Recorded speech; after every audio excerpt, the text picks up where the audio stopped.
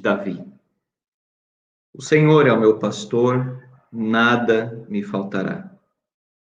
Ele me faz repousar em pastos verdejantes, leva-me para junto das águas de descanso, refrigera-me a alma.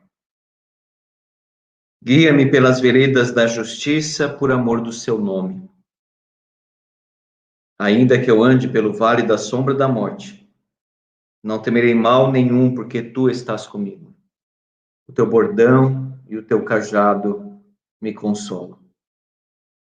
Preparas-me uma mesa na presença dos meus adversários. Unges-me a cabeça com óleo. Meu cálice transborda. Bondade e misericórdia certamente me seguirão todos os dias da minha vida, e habitarei na casa do Senhor para todo o sempre.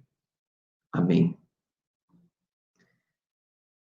Que profundo, não é, irmãos, este salmo fala muito ao nosso coração.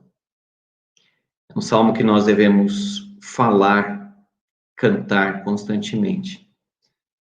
Este salmo, os crentes da história sempre tiveram ele em mente nos momentos difíceis da vida. E muitas vezes eles cantavam o Salmo 23 ou recitavam o Salmo 23 para encontrarem encorajamento para o coração. A primeira música que eu cantei para o meu filho foi o Salmo 23. Naquele momento em que ele nasceu, ele tinha fissura no lábio, no palato. Então, ali na UTI, ele estava na UTI, né?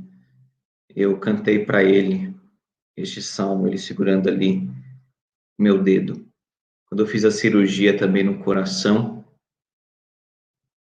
e trocando a válvula aórtica e colocando um tubo também na aorta, ali naquela maca antes da cirurgia, eu pensei apenas no Salmo 23. Nesses dias, então, de tanta confusão na imprensa, nas redes sociais, de tanta confusão, às vezes, no nosso próprio coração, no nosso íntimo, o Salmo 23 é um bálsamo, é um descanso, é um alívio, é uma sombra para este deserto escaldante que nós estamos vivendo. As metáforas usadas aqui, elas são naturais para a vida de Davi, do rei Davi aqui, o caso. De um pastor e de um guerreiro. Nós temos duas imagens, duas cenas neste salmo. Não é sobre o pastor e a ovelha, o salmo todo. O versículo 5 fala de uma mesa, né? A ovelha não está sentada numa mesa. Então, aqui nós já temos outra cena. A ideia de proteção, direção e segurança envolve todo o salmo, mas nós temos duas cenas. A primeira, o pastor e a ovelha. E a segunda cena, Deus como anfitrião recebendo seu amigo. O anfitrião e o amigo, o pastor e a ovelha. Vamos ver, então, o primeiro verso. Deus é um pastor exclusivo. O Senhor é o meu pastor. Meu irmão, quem é o pastor da sua vida?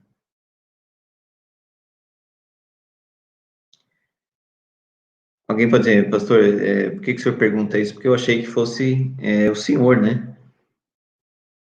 Pastor Antônio Carlos.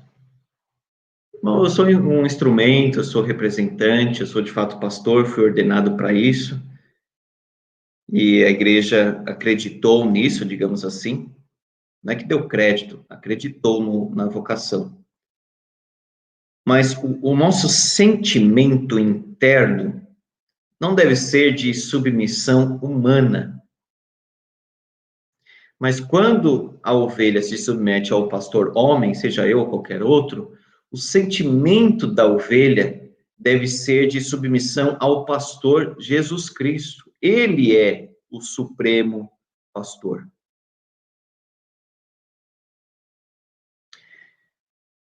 Ele sim é perfeito. Ele quem supre. Os outros, os pastores humanos, são ordenados, são encaminhados para este ofício, para este serviço, mas nós devemos ter esse sentimento de submissão a Deus. Por exemplo, quando Paulo fala lá, esposas, sede submissas a vosso marido, no Senhor, ou seja, o sentimento ali interno é no Senhor. Por exemplo, quando Davi me obedece, meu filho Davi, não é simplesmente porque eu sou o pai dele, mas porque eu sou o representante paterno dele, no sentido de que Deus é o nosso pai. O sentimento maior, então, que ele deve ter no coração dele é que ele está me obedecendo, mas acima disso ele está obedecendo a Deus. Porque talvez nesses dias nós podemos pensar, eu não estou sendo visitado pelos irmãos, eu não estou indo à igreja, eu não estou vendo o pastor mais, o pastor não pode sair, e mil outras coisas. Vamos lembrar desta verdade. O Senhor é o meu pastor. O Senhor. Ele é exclusivo. A ideia de pastor é aquele que guia, aquele que dirige, aquele que alimenta. Aquele que alimenta. E não é porque nós estamos em casa que Deus não fará isto. Ele fará. E pode fazer ainda mais, se nós buscarmos Ele com mais fervor. Então veja, Deus é um pastor exclusivo. Contudo, Ele é um pastor pessoal também. Ele é o meu pastor. O Senhor, aí, nomeado, né? Javé, ou Yavé, o Senhor. Não está falando de uma autoridade, Senhor, como se fosse um tratamento. Não, está falando aqui de uma pessoa, por isso que cita o nome de Deus, aí todas as letras maiores, maiúsculas, o Senhor, Ele é o meu pastor. Nós não podemos apoiar a nossa vida na fé dos outros. Nós não podemos simplesmente dizer, ore por mim, enquanto eu também não oro. Eu não posso simplesmente dizer, eu creio no Deus da igreja presbiteriana, eu creio no Deus do pastor Antônio Carlos, eu creio no Deus de João Calvino. É como Jesus disse para os seus discípulos, uns falam que o Senhor é João Batista, outros falam Elias, alguns profetas. Jesus diz, vós, quem dizeis que eu sou? E para vocês, e para você que me ouve, quem é o seu pastor? Quem manda na sua vida? Quem alimenta o seu coração? Quem te dá ânimo? Ou será que essa quarentena foi suficiente já para definhar a fé, para desanimar a vida cristã, para quase que arruinar tudo que foi construído até hoje? Não pode, porque o Senhor é o pastor. O Senhor Deus, um pastor exclusivo, um pastor pessoal, porque Davi diz, o Senhor é o meu pastor. Nós oramos, Pai Nosso, mas só pode orar Pai Nosso aquele que antes também disse, o Senhor é o meu pastor. Jesus é o meu Senhor. Jesus é o meu Salvador. Aí nós podemos dizer no sentimento coletivo da igreja, Pai Nosso. Pai Nosso, porque é o meu Pai. Um relacionamento pessoal com Deus. E Deus também é um pastor suficiente. Se Deus de fato é o meu pastor, se Deus de fato é o seu pastor, existe uma segurança aí, muito bem definida, nada me faltará. E o texto aqui, ele é muito rico, porque ele está falando tanto das circunstâncias quanto do sentimento. Davi, aqui ele está revelando que ele não sente falta de nada. Que ele se sente pleno, que ele se sente satisfeito em Deus. Ele confia em Deus. Sabe quando você vai fazer alguma coisa e tem alguém atrás ou do lado, assim, observando, olhando? O sentimento é, ele não confia que eu sei fazer isso. E às vezes até atrapalha essa investigação. Às vezes, quando nós temos esse sentimento de será que vai faltar? Nós não estamos declarando de uma forma ofensiva que Deus não irá suprir. Mas na prática, é isso que nós estamos comunicando. Eu acho que vai faltar. Deus está agindo, nós estamos observando e falando. Eu acho que vai faltar, hein? Acho que vai faltar. Acho que vai faltar pão. Eu acho que vai faltar fé. Eu acho que vai faltar espiritualidade. Eu acho que tudo vai para a apostasia agora. Não é assim. Nada me faltará. Porque eu sou demais? Porque eu sou determinado? Porque eu vi 1000 vídeos no YouTube sobre o assunto? Porque eu sou uma pessoa destacada? Porque eu sou um líder? Não, porque o Senhor é o meu pastor. Será que nós temos, meus irmãos, esta confiança no nosso coração? Será que nós podemos declarar, não só no sentido poético, abstrato e distante, mas será que nós podemos declarar com fé do fundo do nosso coração, o Senhor é o meu pastor, nada me faltará, nada. Isso está relacionado ao coração de Davi. O sentimento dele é este, nada me faltará. Isso significa, meus irmãos, que Deus nos dará o suficiente para hoje, de acordo com Ele mesmo. Mas eu acho que está faltando isso, mas eu acho que está faltando aquilo. É Deus quem sabe o que está faltando, o que irá faltar ou não. Ou seja, Deus não te dá nada que você não precise. E tudo que você precisa, Ele te dá. Nós que muitas vezes falamos assim, mas eu preciso disso. Muitas vezes não precisa. Para o nosso próprio bem, nós não temos aquilo. Deus sabe o que fazer na nossa vida. Deus sabe o que fazer e como tratar o nosso coração. Deus sabe como chamar a igreja de volta para Ele. Quem cuida da ovelha é o pastor. A ovelha não cuida de si mesma, ela é cuidada. Não é a ovelha que se alimenta, eu vou lá no pasto, agora deu vontade, é o que vou fazer. Não, ela é alimentada pelo pastor, Jesus Cristo. Ela não se impõe, ela é pastoreada.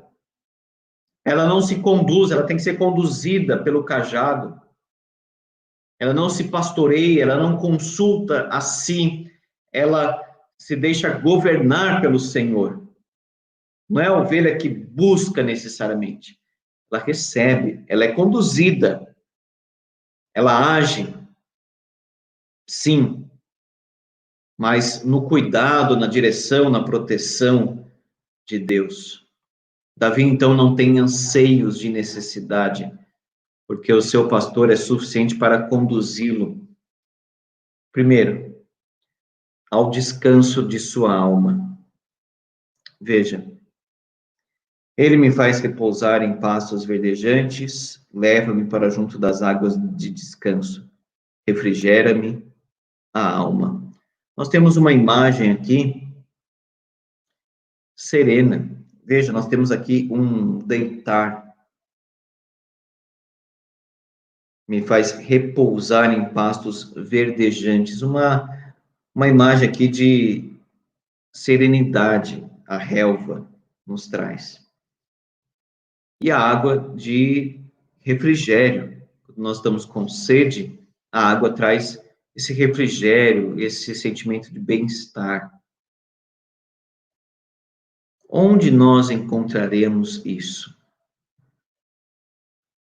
Onde nós encontraremos descanso? Serenidade, refrigério. Refrigera-me a alma. A ideia forte aqui do original é a de restauração mesmo, como se a alma renascesse, como se fosse uma restauração da alma. Refrigera-me a alma. Através da palavra, meus irmãos, através da oração, nós encontraremos esse repouso em Deus. Como está a sua alma? É importante perguntar para si mesmo, como o salmista fez: por que estás abatida, ó minha alma? Por que te perturbas dentro de mim? Espere em Deus, pois ainda o louvarei. Como está o seu coração? Como está aí a sua vida, os seus sentimentos? É uma perturbação só? É uma confusão? É uma tempestade? Encontre descanso para a sua alma em Deus. Encontre descanso para a sua alma em Cristo, que é o nosso sábado. Ele é o nosso sábado. Cristo é o nosso descanso, porque ele diz: vinde a mim e achareis descanso para a vossa alma. Não é através de um exercício humano, ou através da vontade humana, mas através de um encontro, de um relacionamento, de uma intimidade com a pessoa de Cristo. O nosso coração encontra, então, descanso. Aquele que disse para os ventos, os mares, para a tempestade: acalma-te, também sussurra no nosso coração: calma-te, tranquiliza, refrigera-me a alma. Então ele é o nosso pastor e nada falta, porque ele é o descanso da nossa alma. E porque ele também nos conduz ao caminho da justiça. Veja que o descanso é desfrutado no contexto da retidão. Guia-me pelas veredas da justiça, ou seja, retidão, por amor do seu nome. Todo este cuidado de Deus, tudo que Deus faz, glorifica Ele mesmo. Veja, guia-me pelas veredas da justiça. Nós não podemos encontrar descanso em Deus, nós não encontraremos descanso em Deus, nós não encontraremos satisfação em Deus, nós não teremos relacionamento com Deus, se nós mesmos não formos guiados no caminho da justiça. Se a justiça de Cristo não for imputada a nós, se os nossos caminhos forem caminhos de impiedade, de perversão, não, nós encontramos esse descanso quando nós vivemos em obediência a Deus, obediência à sua palavra. Veja, ele dá descanso, mas ele dá direção também. Qual é o meu caminho? O que eu tenho pensado, o que eu tenho falado, o que eu tenho feito? Como está a minha vida? Se a minha vida está torta, se a minha vida não está nos caminhos retos do Senhor, nas veredas da justiça, é claro que eu não encontrarei descanso. Se existe um pecado aí amarrado na vida do crente, um pecado não confessado e não abandonado, é claro que esse crente não encontrará descanso em Deus. E muitas vezes no aconselhamento bíblico, nós observamos, a pessoa não tem descanso, a pessoa não tem paz, a pessoa não encontrou ainda essa plenitude espiritual. E parece que as coisas estão bem na vida dela, até encontrarmos um pecado oculto ali, um pecado não abandonado, não confessado, e aí não tem descanso. Às vezes acontece o seguinte, a pessoa culpa as circunstâncias, culpa a esposa, culpa o marido, culpa os filhos, culpa o Estado, culpa o mundo inteiro. E diz assim, eu não tenho descanso porque as pessoas me atormentam, porque aquele fez isso, aquele fez aquilo. Olha para Davi, este homem foi perseguido desde a mocidade.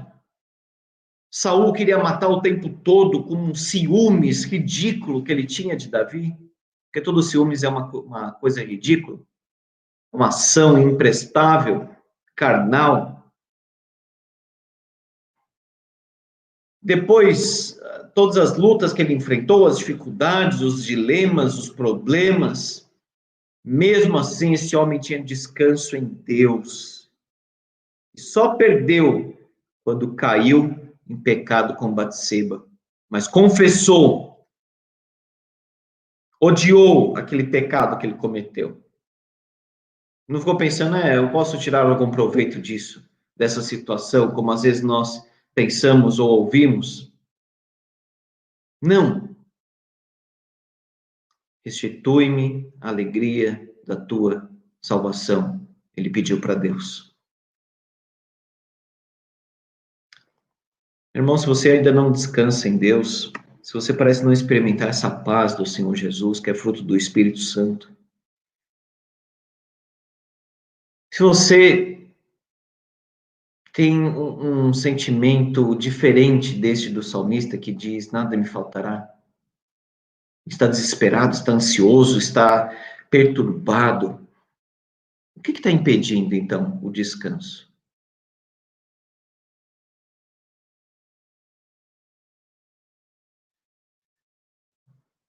Será que as pessoas são suficientes? As pessoas têm um poder tão grande sobre nós que elas conseguem manipular as nossas emoções? Ou seja, se me falarem isso, fico feliz. Se não me falarem, fico triste. Então, minha paz está condicionada às pessoas. Se atenderem a minha expectativa, estou feliz. Se não me atenderem, estou triste. Esse relacionamento é carnal, é terreno, é humano. Deus deve ser a âncora da nossa vida. E se Ele for a nossa paz, o nosso shalom, shalom Adonai, o Senhor é a minha paz. Aí nós temos uma âncora, a nossa paz está firmada nele. E aí a gente fica triste com uma coisa ou outra, mas passa. Porque a gente firma ainda mais essa paz nele, no Senhor Deus. Guia-me pelas veredas da justiça. E todo este cuidado de Deus, toda essa proteção, todo este relacionamento traz glória para Ele, não para nós, nem para a igreja, nem para homem algum. Nunca diga, se não fosse aquela pessoa, não seria crente. Não, Deus te faria crer de qualquer modo. Foi Ele que te alcançou. Foi Ele que te trouxe, Ele que te atraiu. Foi o Senhor. Foi o Senhor que te tirou daquela situação que você passou. Foi o Senhor que agiu na sua vida com poder e graça. Então veja, isso glorifica ao Senhor. Veja o final do versículo 3, por amor do seu nome. Porque isso traz glória para Ele. Até aqui é fácil, digamos assim, dar um amém, assim, a plenos pulmões, né?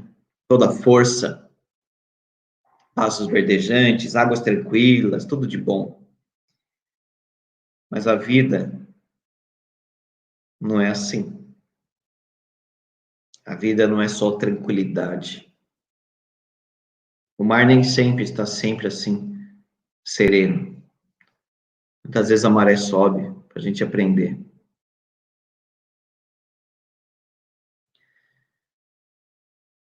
Veja, ainda que eu ande pelo vale da sombra da morte, ainda que. Ou seja, o vale da sombra da morte, um vale de perigo, um vale um tanto assustador, um vale assim arriscado de se passar, é sempre uma possibilidade. Tanto que ele fala, ainda que. Ele não diz, não, minha vida vai ser só pastos verdejantes e águas de descanso, águas tranquilas. Eu pedi isso para Deus, eu pedi que só fosse isso. Sabe o que nós nos tornamos quando isso acontece? Filhinhos mimados, crianças de Deus mimadas, que não podem ser contrariadas, crianças de Deus que não conseguem passar pelas coisas sem desestabilizar. Então a gente precisa de momentos assim de paz verdejantes, águas de descanso, mas precisa também de vale da sombra da morte, precisa passar por estas coisas. Precisa enfrentar a dificuldade, os vales escuros desta vida, para se apegar a Deus.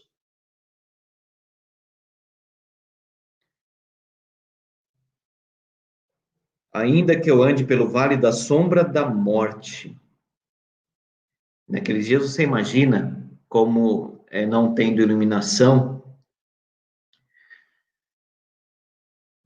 sem celular, sem algum recurso assim, você é assaltado e pode ligar para alguém, é socorrido, hospital, enfim. Imagina naquela época, nas estradas, era sempre um perigo caminhar. E imagina a ovelha ali caminhando. Um lobo poderia pegá-la, poderia se perder esta ovelha. Esses vales, meus irmãos, eles são duros, eles são difíceis, eles são pesados. Eles trazem angústia para nós. Mas veja o que o salmista diz: não temerei mal nenhum. Como que ele chegou nisso? Ele ficou meditando uma hora, ele foi para um spa e voltou desse jeito? Não. Ele ficou pensando assim em coisas boas enquanto passava pelo vale da sombra da morte, é por isso que ele conseguiu? Não. Vamos ver. Não temerei mal nenhum, porque tu estás comigo.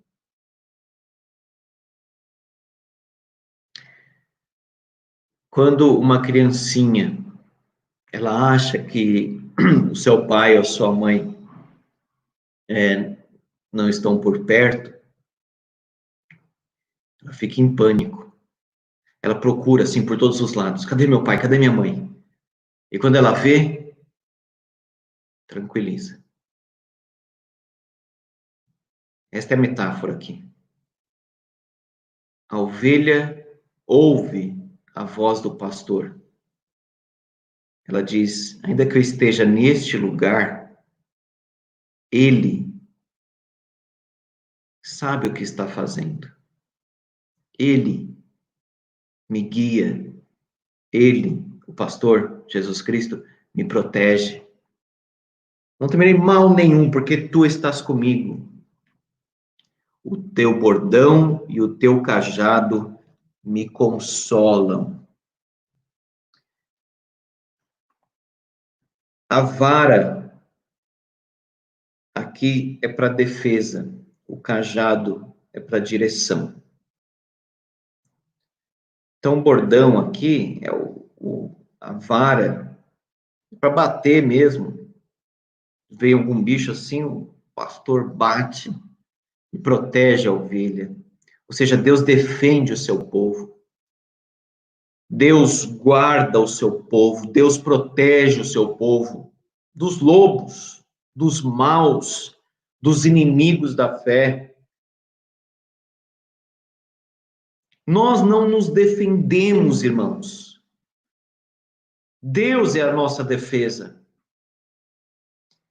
E o cajado aqui, usado para atrair a ovelha de volta e dirigir a ovelha. Não é assim a nossa vida? Começa a pender, muitas vezes, só começa a sair assim. Começa a sair. Aí o pastor vai lá e traz, volta. Esse aqui é o caminho, andai por ele.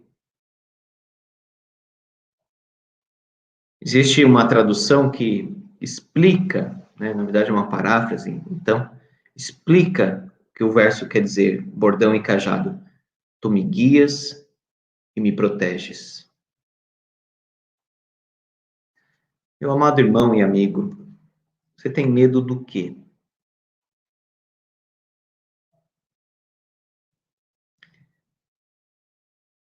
Nós temos que ter atenção, cuidado, responsabilidade. Medo, não.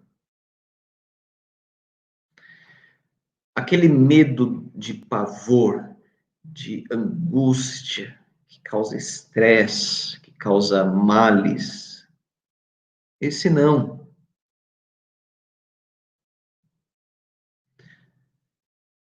Eu tenho, eu não quero pegar este vírus, eu preciso ter cuidado. Sim, é óbvio, atenção, cuidado.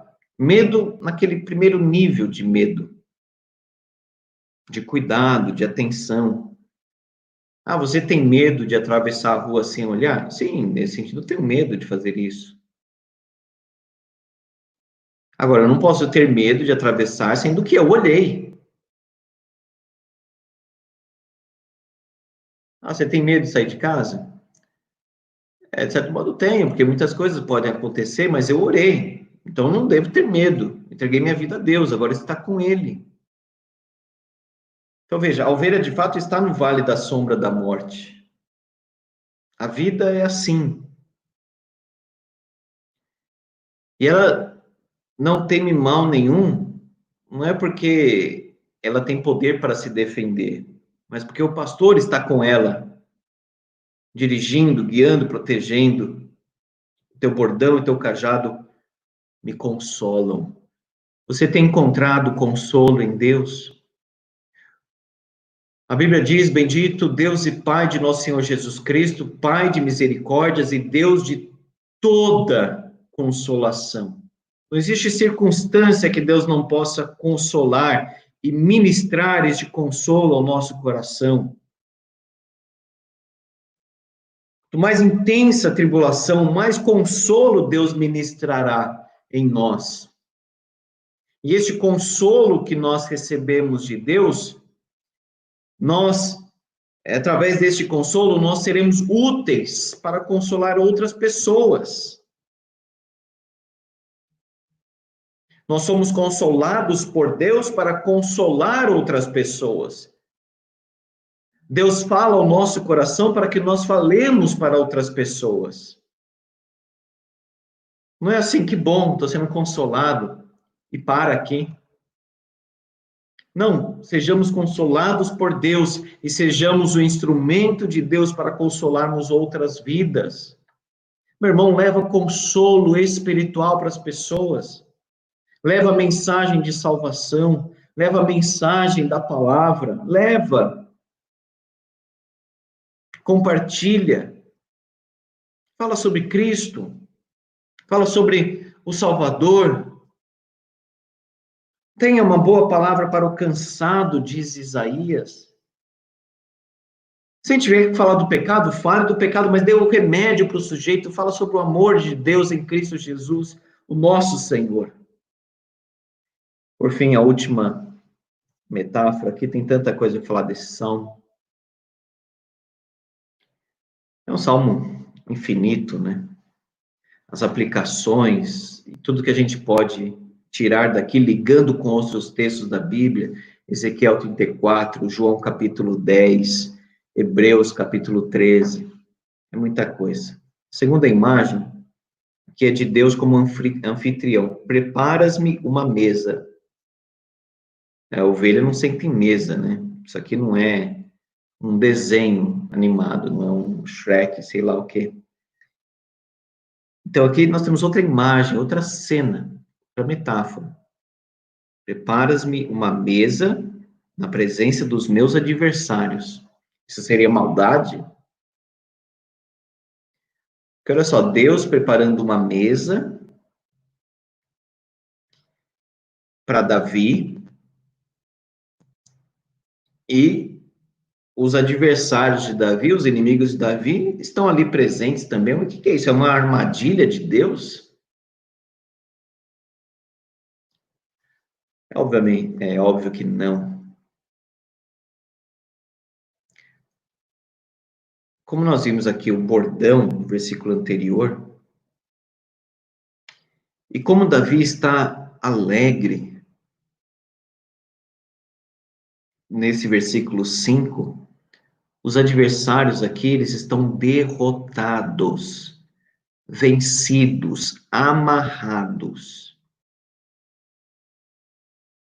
Deus então está recebendo o seu servo numa mesa de vitória, numa mesa de celebração. A mesa então é preparada e a refeição aponta para isso: aliança, amizade, companheirismo e celebração. Deus concede vitória a Davi. Deus cuida dos seus servos. Esses adversários foram saqueados e agora eles são prisioneiros. Deus fez tudo. Deus defendeu, Deus honrou, Deus preservou. Unges-me a cabeça com óleo. O que é isso? É recepção calorosa, cheia de afeto, cheia de amor, cheia de amizade. Sabe quando você recebe uma pessoa em casa, você tem profunda consideração por essa pessoa, quer fazer tudo. O que ela gosta de comer? Será que ela está se sentindo bem? Será que ela tem todas as coisas?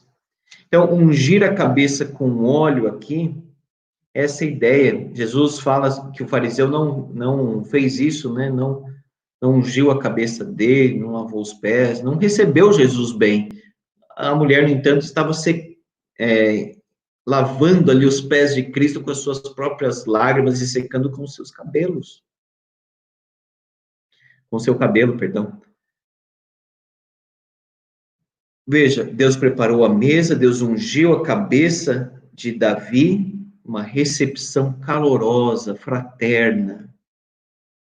E o cálice de Davi transborda. O que é o cálice transbordante? É alegria profunda.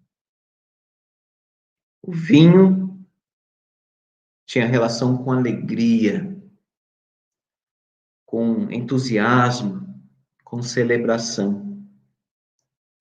Então vejam, Deus defendeu Davi, Deus recebeu Davi, um sinal de cortesia para com um amigo convidado, está lá em Lucas 7, inclusive. E agora esse cálice transbordante, sinal da alegria e das bênçãos, bênçãos demais. Cálice transbordante, bênçãos demais de Deus para o seu povo. Ele nunca deixou de cuidar do seu povo. Deus nunca abandonou seus filhos. A presença de Deus é sempre a mesma, constante, firme e segura. A nossa percepção dessa presença que varia. E a percepção pode ser até mais profunda num momento como este, de vírus, pandemia, guerra, luto. A percepção da presença, se nós buscarmos este pastor, este anfitrião, será forte. E sentir fortemente a presença de Deus ali conosco. Como Paulo disse naquela tempestade, todo mundo desesperado. Ele disse, ele esteve comigo.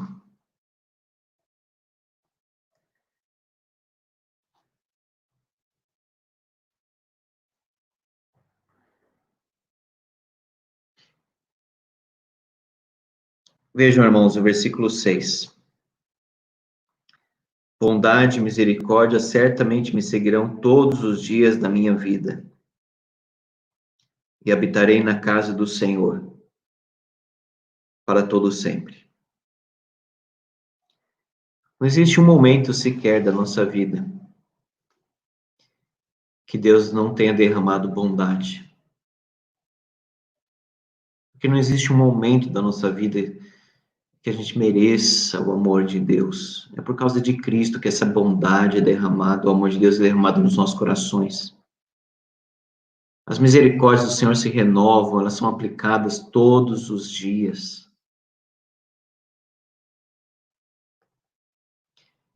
E esta certeza, habitarei na casa do Senhor para todo o sempre,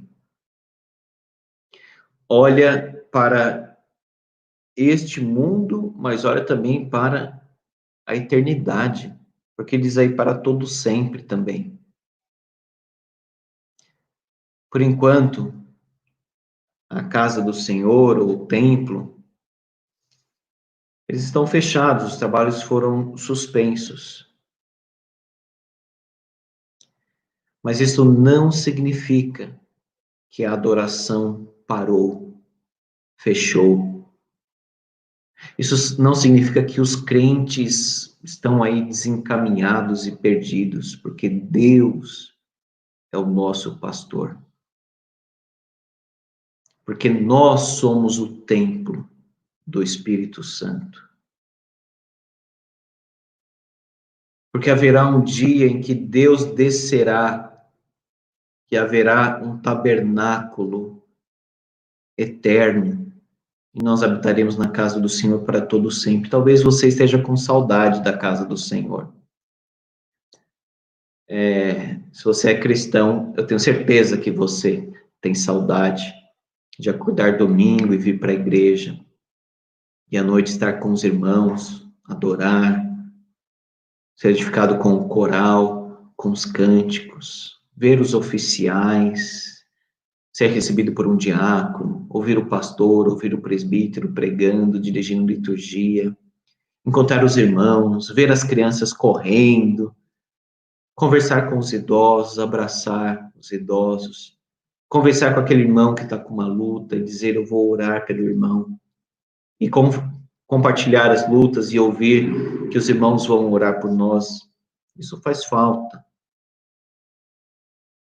Mas nós não estamos sozinhos, nós não estamos desamparados. Deus é a nossa segurança. Deus é o nosso refúgio e fortaleza. Irmão, que Deus abençoe muito a sua vida. Que Deus te ajude. Que a sua vida aí com Cristo encha o seu coração de luz, de paz e de gratidão. Não permita que as circunstâncias moldem a sua fé. Se as circunstâncias estão bem, a minha fé está bem. Se a coisa está difícil, então minha fé já desencaminhou.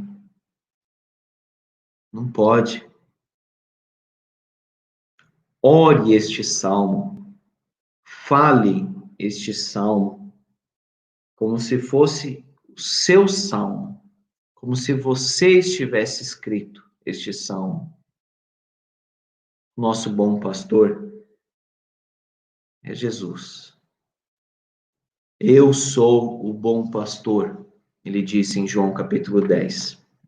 O bom pastor dá a vida pelas ovelhas. Eu sou o bom pastor, conheço as minhas ovelhas e elas me conhecem a mim. João capítulo 10, 11 e 14. Que Jesus pastoreie o nosso coração. Porque eu, como os irmãos, também sou ovelha. Nós somos ovelhas desse pastor bom, Jesus Cristo. Vamos orar.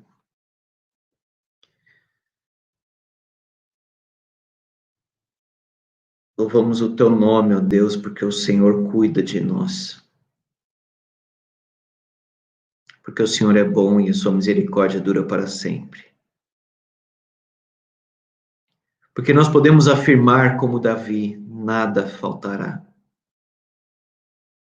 Porque nós podemos ter esse sentimento de segurança na nossa vida, porque o Senhor nos protege, porque o Senhor nos dirige, o Senhor nos defende.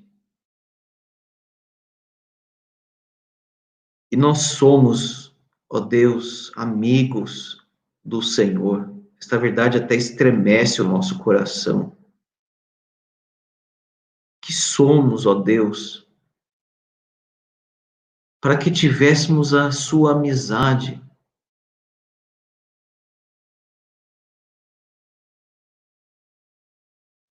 Ó Deus, que nós possamos sentir e ter a confiança da tua presença nas nossas vidas. Que possamos passar pelo vale da sombra da morte dizendo: Ele está comigo.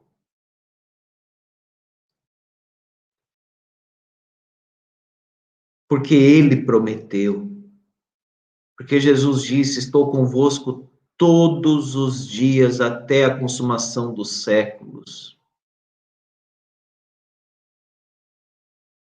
Ó Deus, tem misericórdia de nós. Tem misericórdia de nós, Senhor, ovelhas fracas e muitas vezes perdidas. Obrigado pelo bom pastor da nossa alma, Jesus Cristo. Ele é o nosso descanso. Neste mundo de tanta perturbação, rochedo forte é o Senhor. Cristo é o nosso porto seguro. Cristo é a nossa vida. Cristo é o nosso pastor. A tua palavra diz: quando o Supremo Pastor se manifestar, nós receberemos a inacessível coroa da glória, como nós aguardamos, Senhor. Aqueles pastos verdejantes e aquelas águas tranquilas do céu. Mas enquanto estivermos aqui, que o Senhor nos ajude e que o Senhor tome a Igreja Presbiteriana de Vila Nilo, que o Senhor tome as famílias aqui que estão acompanhando, ouvindo em tuas mãos, Senhor. Toma as nossas vidas em tuas mãos, Pai. Quebranta o nosso coração, quebranta o teu povo. Nós pedimos em nome de Jesus. Amém, Senhor. Amém.